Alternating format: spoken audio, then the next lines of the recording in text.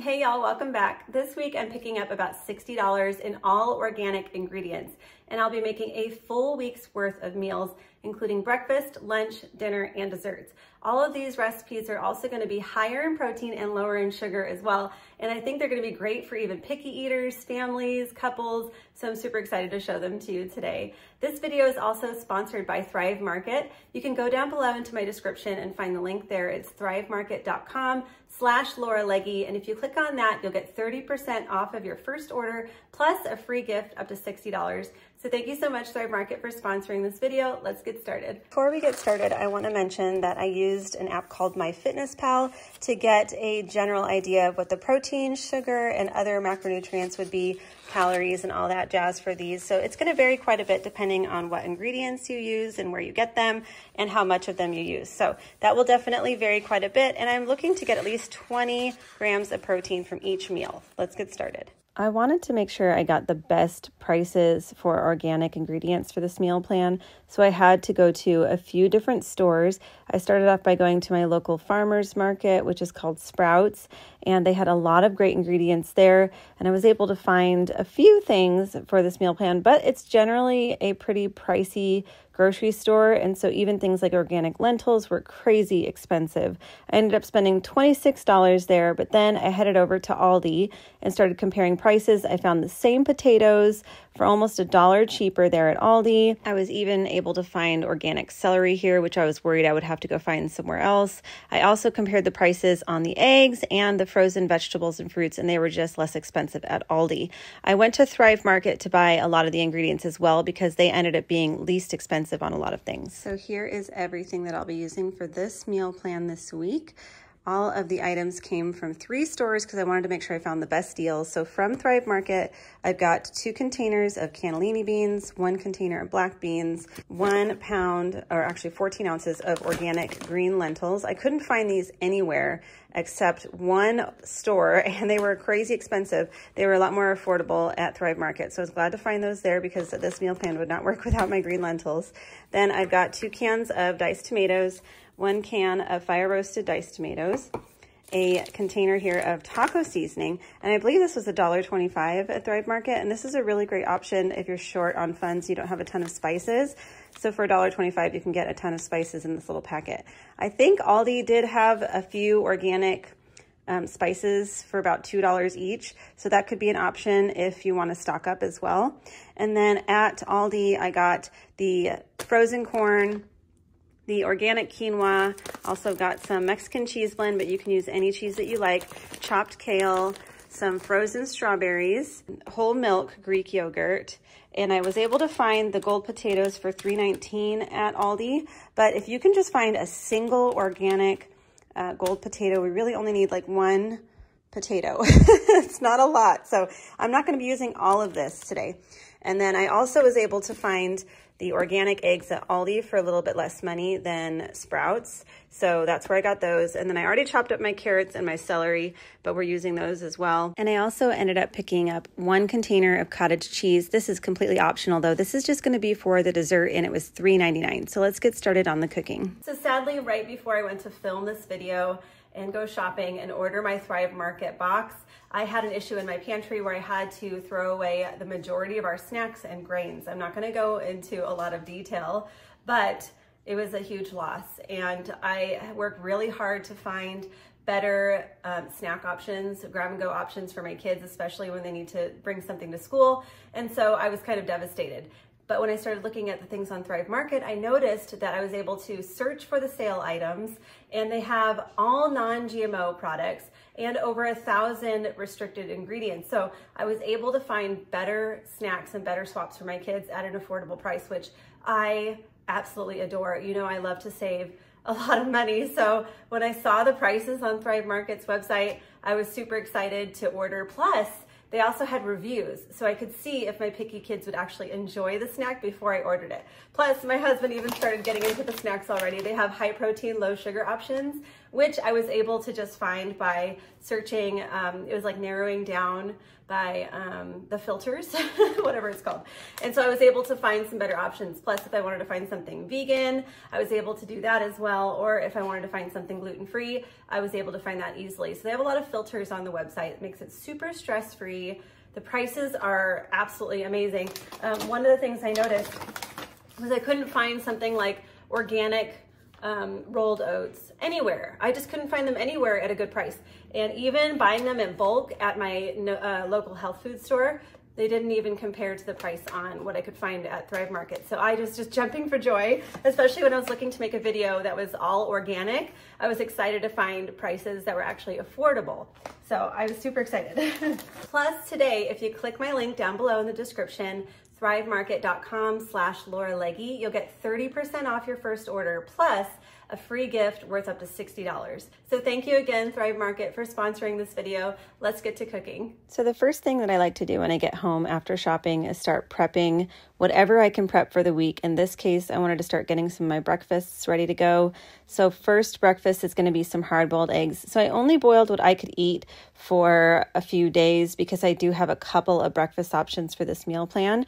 And then I also wanted to start prepping my veggies. The secret to really sticking to a meal plan every week has got to be this meal prep.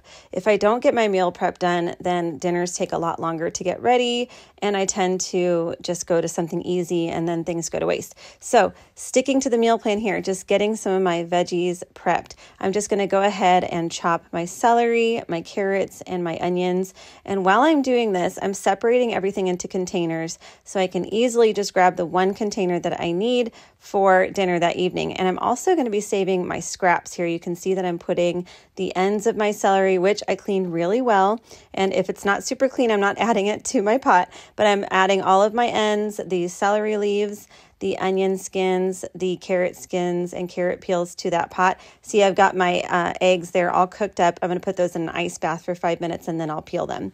So I washed all my carrots really well. I have a little scrub brush that I use to make sure I get all of the things off of the outside of my veggies. And then everything is nice and clean. And I'm actually going to be making a stock. You can see my dog there behind the stock pot waiting to see if he can get a bite of a carrot or two.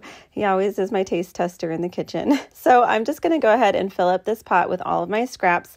Once all of the scraps are in there, I'm going to top all of that with water, and I'm going to make a homemade veggie stock out of the scraps. So anytime you have scraps left over, you can even throw them in the freezer in an airtight container, like a bag or something like that, and then just keep adding your scraps until you have enough to make a stock. You don't need a ton of scraps, honestly.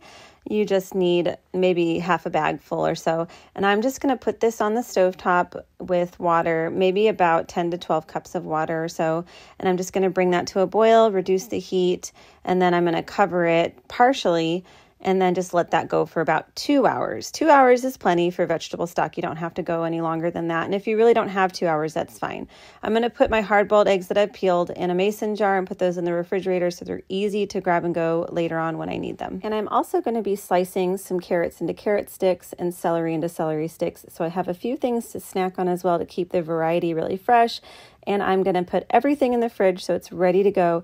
And I'm going to be all set for the entire week. So here is my veggie stock. You can see it's starting to turn a really beautiful golden color. That's what you want. And again, 2 hours is plenty. And then we're just going to strain this into a bowl. I'm just going to let it cool for about 10 minutes or so. And then I'm going to put that into some mason jars as well. I like to just reuse some sauce jars. So if you have pasta sauce jars on hand, you can use those. Just make sure you keep the lids, or you can buy lids too. And then we're just going to put them all in there, and it'll be super easy to just grab those straight from the fridge from the mason jars there. And this will last about 3 or 4 days in the refrigerator, but you can freeze the stock as well. So that's totally up to you depending on how quickly you're going to be going through this meal plan. You might want to freeze the stock. So if you're not going to be using it within 3 days or so, I recommend freezing it. But if you're going to use jars, make sure you're using the right kind of jars for freezing and make sure you leave enough headspace for that. Now this first dinner idea is Southwest black bean, lentil, and quinoa skillet, and it is so delicious. First, I'm just going to start by measuring out 1 cup of green lentils, and I always look through the lentils to make sure there's no sticks or bad lentils or any foreign objects, because that does happen. And then I'm going to go give them a rinse. Now in a medium pot here, I'm going to add some oil, and you can add any oil you like. I'm just using avocado oil. If you don't have oil, you can use butter, or you can even just use a little bit of water on the bottom to just help you cook the veggies. I'm just going to add half of a red onion that I've diced to the bottom here, and I'm just going to go ahead and let that get soft and fragrant. And now I'm going to be adding my taco seasoning, and I'm just going to go ahead and saute that for a couple minutes just to bloom the spices. It just brings out all the flavors. And if you don't want to use taco seasoning, you can make your own taco seasoning at home, or just use your own combination that you like, maybe some chili powder, some cumin, salt, pepper, of course, anything that you love. Then I'll add my rinsed lentils and some black beans here. I'm using just 1 can of black beans for this, drained and rinsed, a can of fire roasted tomatoes, a cup of corn, and then 2 cups of my vegetable stock. I'm going to give that a good stir, and then I'm going to start to bring it up to a boil. Once it's boiling, I'm going to reduce the heat down to low. You don't want to rush the cooking on the lentils because they won't turn out right. We're just going to cover that and let that get started for about 5 minutes. After 5 minutes, we're going to add our rinsed quinoa.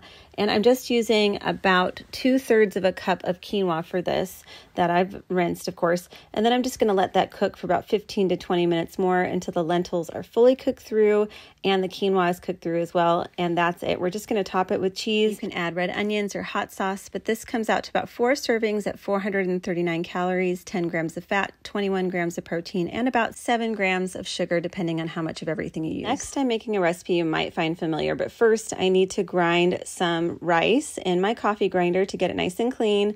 Then I'm just going to dump that out because I'm not using it, and just give it a little bit of a wipe, because I'm going to be turning some of this quinoa into quinoa flakes. I normally use oats for this recipe, but of course I didn't have any. I didn't pick any up for this meal plan because I wanted to make sure that I was using just what I had on hand. So I'm going to go ahead and just grind those up. It's only taking about 10 to 20 seconds or so to get them really, really fine. And I guess you can buy quinoa flakes by themselves just like that, but I've never even heard of them before. And I was looking up some good substitutions for oats, and I just found quinoa flakes, and I thought, oh my gosh, I could just make that myself. So I went ahead and just measured out 1/3 of a cup of quinoa and turned it into quinoa flakes and set that aside. Now I'm going to be getting 1 full cup of green lentils, again, taking out the bad lentils and foreign objects, and I'm going to give that a rinse, add that to a pot. I'm going to add 2 cups of water and a little bit of salt. The salt is optional, but does add a ton of flavor, so that's up to you. And if you see any floating lentils, take those out. Floating lentils are usually bad lentils, so just remove those. So add some salt, and then we're just going to put that on the stove to cook for about 25 to 30 minutes covered. Once the lentils are all cooked through, I'm going to drain out the excess liquid, and then I'm going to add the lentils to the bowl and start mashing them. So I'm actually making a meatless meatloaf here, and I prefer to have some big pieces of lentils, but if you want a smoother consistency, you can blend it in a blender as well, or just mash it even more. Then I'm just going to add those quinoa flakes and then some Mexican cheese. I'm using 3/4 a cup of Mexican cheese and about 1/2 of a onion because it was a large onion diced. I'm just going to give that a good mix, and then I'll add the rest of my ingredients: 2 eggs, 2 teaspoons of garlic powder, which I did find the garlic powder organic from Aldi for $2. So just keep your eye out for good deals on that. Then I added a teaspoon of onion powder, a teaspoon of parsley, a teaspoon of basil, a teaspoon of oregano, 1/2 teaspoon of seasoned salt, 1/4 teaspoon of black pepper. And in this case, I'm using 1/2 cup of tomato sauce, but usually I use ketchup, but this is going to be a lower sugar option and it's going to be a little less expensive. So that's why I'm using the tomato sauce. But if you have ketchup on hand, just use that because it works beautifully. Or you can add a little bit of vinegar like I did just to give it a little bit of tang too, since I'm not using the ketchup this time. And then I'm just going to grease a loaf pan with butter, but that's optional. You can just put parchment, or you can use oil or anything you like just to keep this a little bit more nonstick. Now I'm going to start baking that at 350 degrees Fahrenheit. And in the meantime, I'm going to go ahead and start making my topping. So I'm going to add to my tomato sauce here, I'm just going to add some honey, about 2 teaspoons, but you can add as much or as little as you like. Then some onion powder, garlic powder, and a little bit of apple cider vinegar. And I'm just basically making a homemade ketchup here. But I also like to add about a tablespoon of balsamic vinegar. So normally I would use ketchup and add the balsamic vinegar and a little brown sugar. So this is just a new way of making a topping for this, and it turned out amazing. It's really delicious. It's really easy to make your your own ketchup at home, just like that, with any sweeteners that you like. Now, after 10 minutes, I'm going to go ahead and add the topping and then continue to bake that until it's fully cooked through to 165 degrees Fahrenheit internally. This will usually take about 40 to 50 minutes in total, and it's just going to depend on what kind of dish you use. You could even use a baking sheet if you have to. If you don't have a loaf pan, you can just pour this right onto a lined baking sheet and bake it like that as well. Then just let it rest for about 5 minutes and serve it on up. This is about 4 servings at 400 calories, 12 grams of fat, 24 grams of protein, and 4 grams of sugar. And if you wanted to use oats instead of quinoa, you might be able to find just a small amount of oats in a bulk section at your health food store, so you could grab those instead if that's what you'd like to do. So right now I'm going to be making my fruit and yogurt parfait. This has high protein in it because it's got 16 grams of protein in 3/4 of a cup. And we've got 5 servings in this container because this one is a 32-ounce container. So if you wanted even more protein, you could use 1 cup, but I'm just going to do 3/4 of a cup because that's plenty for me. But that's up to you, because I want to use some of this Greek yogurt as a topping for some of my dinners this week, because it's a great substitute for sour cream. So instead of sour cream, I like to use Greek yogurt. Now I'm using the organic strawberries.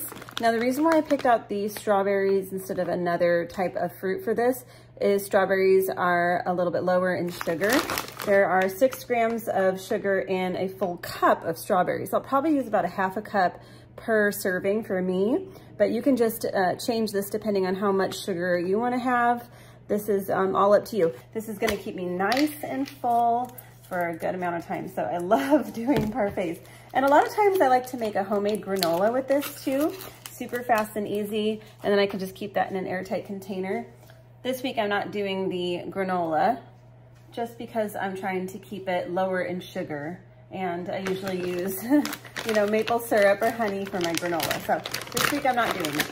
So first I'm just gonna add a few strawberries to the bottom of my mason jar here. I like to use these 16-ounce mason jars for my breakfast meal prep. They're just really easy to use. Now, if you can find sliced strawberries, that would be even better, but I'm just gonna put a few on the bottom here. And then I'll do about 1/4 of a cup, a little bit more than 1/4 of a cup. I'm just gonna do 2 layers here. So it's gonna be roughly 3/4 of a cup altogether. So maybe like, about that much. Okay, so that's my first layer there. And now I'm just gonna put a little bit more strawberries and then put a little bit more Greek yogurt. And like I said, the smaller strawberries are a little bit better for this because they're easier to chew on, but it's okay if they're kind of large. All right, let's do another heaping portion here of the Greek yogurt.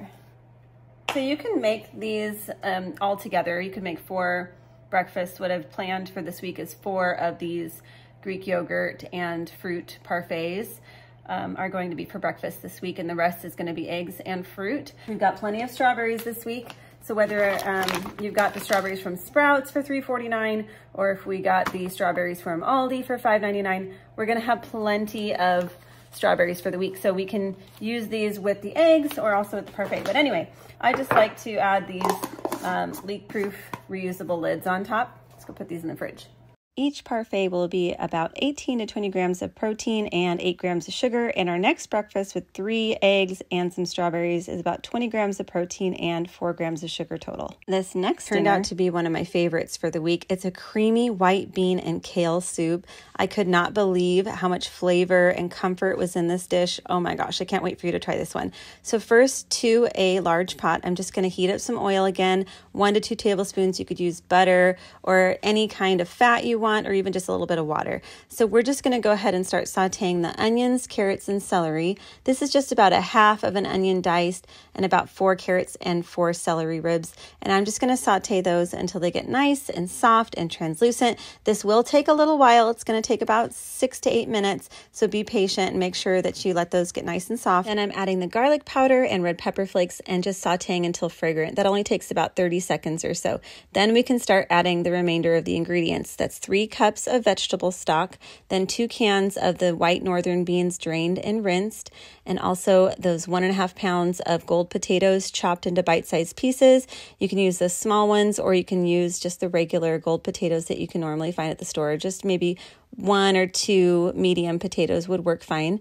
And then we'll just season that to taste with salt, pepper, and I did add a couple of bay leaves, but those are optional. And then I'm just going to go ahead and bring that to a boil, reduce the heat, and then let that simmer covered until those potatoes are cooked through. This only takes about 12 to 15 minutes once it starts boiling. Then I'm going to go ahead and remove those bay leaves. Make sure you remember to remove the bay leaves because you do not want to eat a whole bay leaf, I promise. They're really chewy. And then I'm going to go ahead and use my hand blender to blend about half of this soup. You don't have to blend it. You can use a potato masher to get the creaminess from the potatoes and the beans. When you kind of blend them, they make everything nice and creamy. Or you can use a blender, but be really careful. Don't blend super hot soup because it will splatter everywhere. So be really careful and let it cool before blending part of it, and then add it back to the soup. Taste it and then season it. And then we're going to add a bunch of kale, maybe about 3 cups of kale that's washed and chopped. Give it a stir, and I'm going to bring this back to the stovetop and let that cook for about 5 or 6 minutes until the kale is still a little bit crunchy, but nice and soft. And this is going to vary depending on how you like your kale. So you can always cook it a little bit longer if it's a little bit too crunchy for you. It's definitely just going to be personal preference. And this recipe is going to get you about 3 large servings at about 440 calories, 9 grams of fat, about 18 grams of protein, and 8 grams of sugar. I used some cans of beans that were only 14 ounces, so you'll get more protein if you use just a regular 15.5-ounce can of beans though. This next dinner idea has a really nice balance between hearty and fresh. It's a hearty lentil, quinoa, and vegetable soup, and please use a really large pot. I'm going to show you why in a minute. First, I'm going to start by heating some oil, or again, any fat that you like, or just a little bit of water in a large pot. Then I'll add my celery, my onions, and my carrots, just like the last recipe. And we're just going to continue to saute that until it's nice and soft. Again, this is going to take about 6 or 7 minutes, so make sure you're patient. Then we're adding about a tablespoon of tomato paste and some garlic powder. And we're just going to go ahead and saute that for another 2 or 3 minutes, stirring frequently until that's nice and fragrant. Now I'm going to add a bunch of seasonings: onion powder, paprika, cumin, marjoram, pepper. Just use whatever you have on hand though. You could even use some taco seasoning for this. Whatever you have is fine, even just salt and pepper. But if you can add more seasonings, the better for this. It's going to be incredible.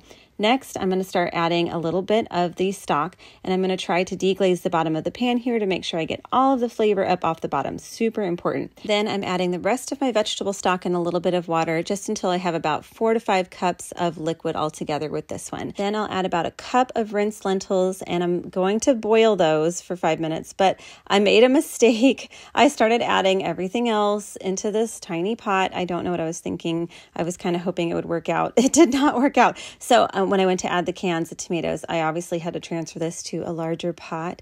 I was having a day, let me just tell you. So I promise I have some bigger pots. I have a lot of big pots in my house. So I transferred this to a large pot, and we'll just continue and move on. So just make sure that you cook those lentils for 5 minutes covered before you add your quinoa, because the lentils are going to take a little bit longer to cook. So just give them about a 5-minute head start before adding your quinoa, and then just continue to cook until everything is all cooked through. That's going to take about 25 minutes total. And I topped it with cheese, and this will get you about 3 big servings with about 460 calories, 15 grams of fat, 20 grams of protein, and 12 grams of sugar. And of course, that's going to vary quite a bit depending on how much cheese you put and what kind of seasonings and everything that you use. You're going to end up with some leftover tomato paste. Don't throw it out. I recommend putting it in the freezer. So I just like to use a little cup so I can get my bag ready to go, which is the easiest way for me to freeze this. Put all of my tomato paste there, and then just flatten it and try to make it as even as possible. And then I'll use the back of the knife, not the sharp part, but the other part here, just a butter knife, to just make some lines and kind of separate it into about tablespoon portions. And I'll put that straight in the freezer. Then when it comes time to make another recipe, it's really easy just to break off a little chunk. And I'm going to be showing you a bonus recipe here with the quinoa that we have left over. I'm going to be making a Spanish style quinoa to go with some of my leftover meatless meatloaf that I'm having the following day. So I'm just going to add 2 tablespoons of tomato paste and about a cup of quinoa to a medium pot. And I'm just going to go ahead and saute that until it's nice and toasty. And then I'll add some garlic powder and about 2 cups of stock. I didn't have any stock left over, so I actually just used some chicken bouillon and water. I'm just going to cook that for about 15 minutes, then fluff with a fork, and that's it for the Spanish style quinoa. I'm making this with a kale salad, so I just added the kale to a large bowl and then added some good olive oil and gave that a nice massage until it got nice and tender. This just takes a few minutes, and then I just seasoned it with salt and pepper, and I happen to have a lemon on hand from my lemon tree, so I added a little bit of lemon juice, and that's it for this salad. You're going to have quite a bit of kale left over if you bought a big bag like I did, so don't throw it out or let it go bad. Just throw it in the freezer. You can use this for soups later on, not for salads, but anytime you want to cook with kale, it'd be perfect. And look at this. This is so delicious. You've got to try this. Now, last but certainly not least is going to be our interesting dessert option here. It's going to be made with cottage cheese, but don't go away yet. Hear me out. It's going to be really interesting, and I think you might want to try it. So I'm just going to start by adding a cup of whole milk cottage cheese to my small blender and a little bit of vanilla. Now, you can add some honey if you want a little bit of sweetener, or maybe even some maple syrup if you like, and then just give that a blend for maybe about 30 seconds to a minute until it's nice and creamy and kind of fluffy. And it looks like the texture is similar to a whipped cream, but in the soft peak stage. So that's what you're looking for. We're going to just add this to a couple of small containers, and I'll be covering them tightly with some plastic wrap. And I'll put one of them in the refrigerator overnight, and the other one I'm going to experiment and put it in the freezer.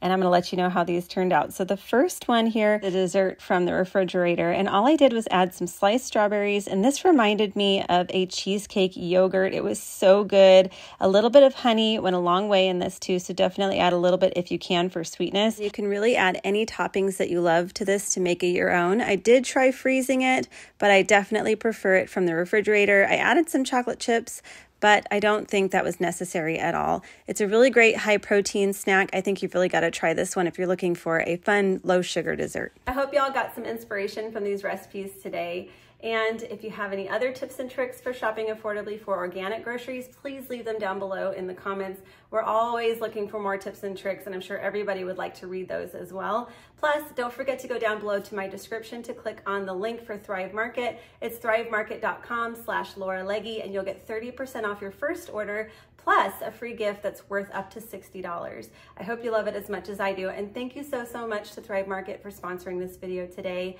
Now, YouTube thinks that y'all would like to watch another video, so click on that wherever it is. Enjoy it, and I'll see y'all in the next one. Bye.